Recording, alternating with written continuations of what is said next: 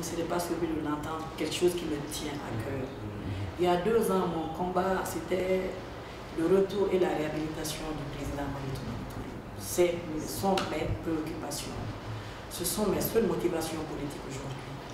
Et c'est même une question existentielle pour le PDS. Et l'histoire et les faits se sont chargés de le réhabiliter. Aujourd'hui, tous les Maliens, où qu'ils soient, le citoyen lambda de la rue sait que le président, les faits ont donné raison à Mary Toumani Touré. Et la première fois que le président a souhaité l'aide des pays des champs, les pays du champ, c'était en 2004, lors du sommet du Saint-Sade.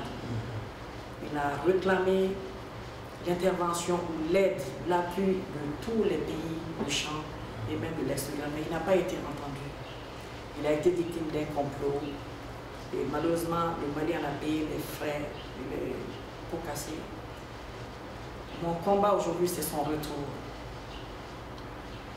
Et le gouvernement a commis une commission, a mis en place une haute cour de justice. Au sein de cette haute cour, ils ont mis une commission en place. Cette commission a fait un rapport, après avoir entendu beaucoup de gens, beaucoup de responsables. Je sais que pratiquement tous les chefs militaires ont été entendus par la commission, des députés ont été entendus, des anciens ministres ont été entendus par la commission. Et cette commission a produit un rapport dont la conclusion, qui ne nous satisfait pas, mais la conclusion de ce rapport est qu'il n'y a pas de fait qui susceptible d'être retenu, en tout cas pour la mise en accusation du président Mary Toumani Touré pour crime, pour autre exemple.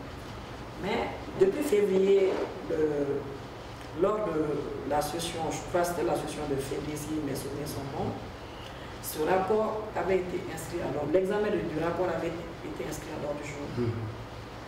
Et il a été reporté. Il a été reporté 4 fois. Et à notre grande surprise, il avait été décidé de l'examiner le 2 juillet passé.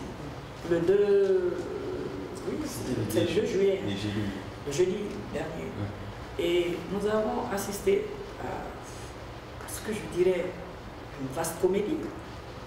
Non seulement ce rapport n'a pas été examiné, et cette fois-ci, il a été reporté sine die. Je dis bien sine die parce que à chaque report, on nous donnait une date.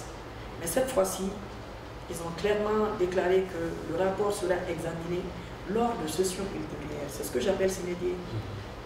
Tout en sachant que la prochaine session, c'est en octobre. Ça peut être en octobre. C'est maintenant, selon le bon vouloir des tenants du pouvoir, je trouve que cela n'est pas, ça ne les grandit pas. Il faut savoir prendre la hauteur. Et il n'y a pas un homme politique actuel ou passé, en tout cas, qui ne doit pas quelque chose au président Mary Toumani Touré, qui est un homme de paix, et d'ailleurs on l'appelle le soldat de la démocratie, qui a toujours été un homme de paix. Et donc mon dernier mot, le mot de la fin, c'est qu'on ne pourra pas aller vers une réconciliation nationale tant qu'on maintient le président Touré dans cette position. Après avoir blanchi, après avoir fait élire sur les listes des partis au pouvoir des criminels notoires et qui étaient sous la coupe d'un mandat d'arrêt, sous le coup d'un mandat d'arrêt, mais qui viennent d'être tous blanchis, on débat le tapis rouge à des criminels et on maintient le président dans un exil forcé.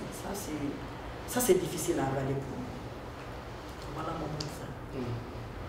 J'espère que les gens seront habités par la raison, ils seront habités par le sens du patriotisme et ils vont, j'espère bien, je le souhaite, classer ce dossier sans suite. Voilà.